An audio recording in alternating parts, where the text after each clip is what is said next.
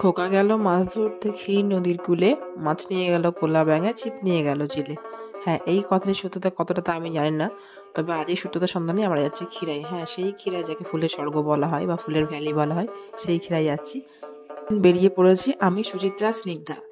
আর আজকে তোমাদের সমস্ত কথা ডিটেলসে বলবো ক্ষীরাই সম্বন্ধে। সেখানে গিয়ে কি কি করলাম, কি দেখলাম, কিভাবে যাব, কোথা থেকে যাব, কত ভাড়া লাগবে, কি বৃত্তান্ত। তো আজকের ভিডিওটা এখান থেকে শুরু করছি। নমস্কার, আমি তিথি, আর তয় তিথি নতুন একটি ভিডিওতে আপনাদের সবাইকে অনেক অনেক স্বাগত জানাই। এই সময়তে শীতটা বেশ কিন্তু জমিয়ে পড়েছে, তার মধ্যে আবার বৃষ্টি। উফ, একটা মাখো মাখো ওয়েদার। তবে মোটেও মাখো মাখো নয়, একদম প্যাচ পেচে ওয়েদার একটা। না রোদ আছে না কিছু আছে, তবুও শীত পড়েছে আর ঘুরতে বেরোবো না তা কখনো হয়? আর এই সময় তো ফুলের সময়, ফুল না দেখলাম তো এই সময় কি দেখলাম? তাই জন্য সময় নষ্ট না করে তিনজন মিলে সকাল সকাল বেরিয়ে পড়েছিলাম। আমরা মূলত গেছিলাম বালিচক থেকে, যেটা খড়গপুর থেকে কিছুটা এগিয়ে এলেই পড়ে। আর আমরা একটু মাথায় টেনশন নিয়ে যাচ্ছিলাম, কারণ ক্ষীরাইটা যেহেতু পুরোটা মাঠ, মানে যেখানে চাষের জমি, তো আর এই কদিন খুব বেশি বৃষ্টি বৃষ্টি হওয়ার কারণে মানে কাদা কাদা থাকবে হয়তো। তো সেই কারণে একটু মনে টেনশন ছিল যে কাদা থাকলে যাবো কি করে বা দেখবো বা কি করে। তো আমরা ক্ষীরাই পৌঁছে গেছি, আর স্টেশনে নেমে আমরা বুঝতে পারছিলাম যে কোন দিক থেকে যেতে হবে। তো এটা মূলত যেতে হবে হচ্ছে যেদিক থেকে হাওড়া লোকাল আসে, হাওড়া খড়গপুর লোকালটা যেদিক দিয়ে আসে, সেই স্টেশনের গা দিয়ে রাস্তাটা একদম নেমে যাচ্ছে। প্ল্যাটফর্মের গা দিয়ে নেমে গেলে সোজাসুজি একদম রাস্তা। আর আমরা ভেবেছিলাম হয়তো ফুলবাগানটা স্টেশনের কাছাকাছি হবে, কিন্তু একেবারেই না, অনেকটাই বেশ দূরে। আর ঠিক স্টেশনের পাশ রাস্তাটা নেমে গিয়েই কিছু ওখানে মারুতি, তারপরে টোটো দাঁড়িয়ে আছে, যেগুলো আপনাকে ওই ক্ষীরাই ফুলবাগান পর্যন্ত নিয়ে যাবে। 20 টাকা করে ভাড়া নেবে কিন্তু আপনার কাছ থেকে। তো আমরা প্রথমে ডিসাইড করি যে আমরা প্রথমে হেঁটে যাব, আসার সময় পারলে আমরা তখন টোটো করে আসবো, কিন্তু যাওয়ার সময় আমরা হেঁটে হেঁটে দেখতে দেখতে যাবো যে আশেপাশে কি আছে না আছে। তার জন্য আমরা তিনজন হাঁটা শুরু করি। এই স্নিগ্ধা পরি মাঝখানে গুড়গুড় করে হেঁটে যাচ্ছে, আর সামনে সুচিত্রা যাচ্ছে, আর পেছনে আমি। আর এরকম রাস্তায় মাঝে মাঝেই ফুলের দোকান নিয়ে সবাই মানে ফুল নিয়ে বসে আছে, দোকান ছোট ছোট চট্টর টাঙিয়ে, যেখানে অনেক ফুলের গাছ আছে, সেগুলোর দাম বলছিল 40 টাকা করে। আর ফুলগুলো 5 টাকা 10 টাকা, যেরকম মানে ভ্যারাইটি আছে অনেক রকম, সেরকম দামও ভ্যারাইটিস আছে সব কিছুর মধ্যে। আমরা যখন হেঁটে যাচ্ছিলাম স্টেশন থেকে ফুলের বাগানের দিকে, তখন থেকে সবাই ফিরে চলে আসছে। আমি ভাবলাম হয়তো খুব বেশি দূর থেকে কাছে, আর দেখার হয়তো তেমন কিছু নেই, হয়তো ফুল টুল ফোটেনি, হয়তো সবাই তাড়াতাড়ি ফিরে চলে আসছে, বা আমাদের হয়তো যেতে অনেক লেট হয়ে গেছে। স্টেশন থেকে ক্ষীরাইয়ের ফুলবাগান পর্যন্ত হেঁটে যেতে প্রায় মিনিট 20 কিন্তু লাগবে। পুরোটাই মাটির রাস্তা, সেখানে ইট বা পিচের কোনো ব্যাপার নেই। আর ওই সরু রাস্তাটার মধ্যে দিয়ে গাড়ি যাচ্ছে, আর ওখান দিয়েই মানুষ যাতায়াত করছে। কত করে এগুলো? সব একই দাম? 20 টাকা করে বলছিল ওখানে। 20 টাকা নাই, গোলাপ এটা দাও একটা। বলো না ওরকম। আর এই পিসগুলো কত করে এগুলো?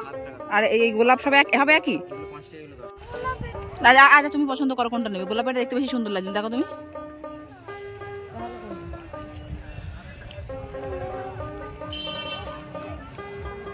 ওইটা মাথা বেশি বড় লাগবে দেখতে।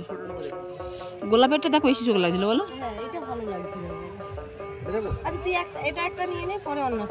হ্যাঁ, দেখি স্মাইল।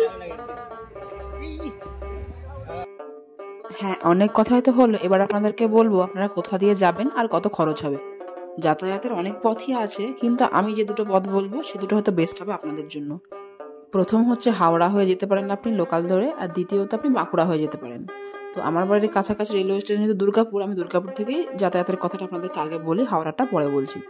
আপনি দুর্গাপুর বাঁকুড়াগামী যে কোনো বাসে উঠে আপনি বাঁকুড়াতে নেমে, মানে বাঁকুড়া রেল স্টেশনে নেমে, ওখান থেকে বাঁকুড়া খড়গপুর কোনো এক্সপ্রেস বা কোনো মেমো ধরে আপনি খড়গপুর নামতে পারেন।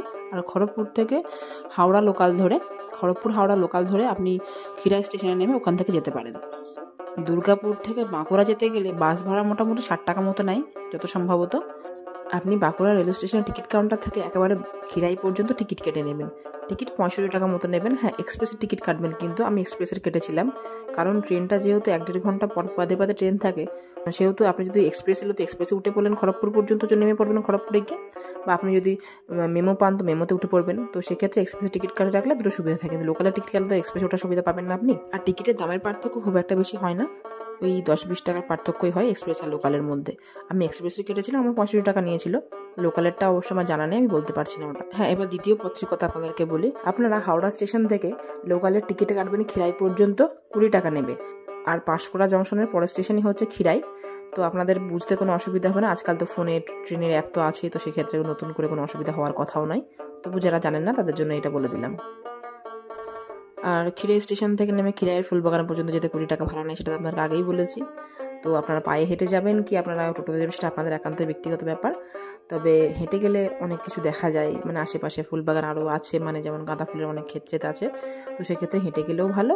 আসার সময় আপনারা টোটোতে চলে আসতে পারেন, যেমনটা আমরা করেছিলাম। আসার সময় টোটোতে চেপে চলে এসেছিলাম, যেহেতু তারা ছিল আমাদের ট্রেন ধরার, তো সেক্ষেত্রে আমরা আগেই চলে এসেছিলাম।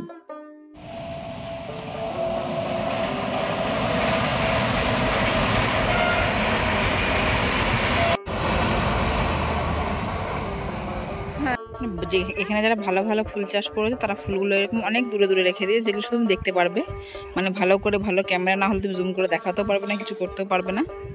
এ আছে পেছনের ওগুলো কি ফুল আমি জানি না, ওই যে এই সাইডের গুলো, এই যে এইগুলো একদম এত দূরে দূরে আছে। আর হয়তো কিছু ফুল এখনো ফোটেনি, হয়তো সেগুলো আছে। আর এই যে এই ফুলগুলো রঙিন ফুলগুলো, এইগুলো কি দিব, রিং দিব না গোলাপ দেব? দাও দাও দাও, সবাই চলে আসবে।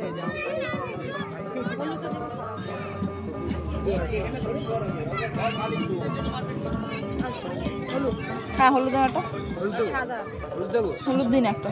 হলুদগুলো কত? একই দাম? এগুলো 5 টাকা করে। তো তা সাদা হলুদ তো এখানে রয়েছে, সাদাগুলো হলুদগুলো 5 টাকা করে নাও। হলুদ আর সাদা 5 টাকা করে নাও। না হলুদ 5 টাকা দেবো, সাদা 5 টাকা দেবো। দাও একটা সাদাটা, দাও সাদাটা। পারবে পারবে, দেখো বার করো সাদাটা, বড় সাদাটা, সাদাটা দাও। আর সেদিনের দিনটা একটু মেঘলা থাকার কারণে ছবিগুলো একটু ঝাপসা ঝাপসা এসছে, মানে যতই ভালো করে ফোকাস দিয়ে ছবি তোলার চেষ্টা করে ভিডিও করার চেষ্টা করি কিন্তু হচ্ছিল না, মানে ভিডিওগুলো কেমন একটা ঝাপসা ঝাপসায় আসছিল, ক্লিয়ার ব্যাপারটা নেই, একটু ঘোলা ঘোলা কেমন একটা লাগছে। তো সেটা হয়তো ওয়েদারের জন্যই হয়েছে, আমার ঠিক জানা নেই জিনিসটা।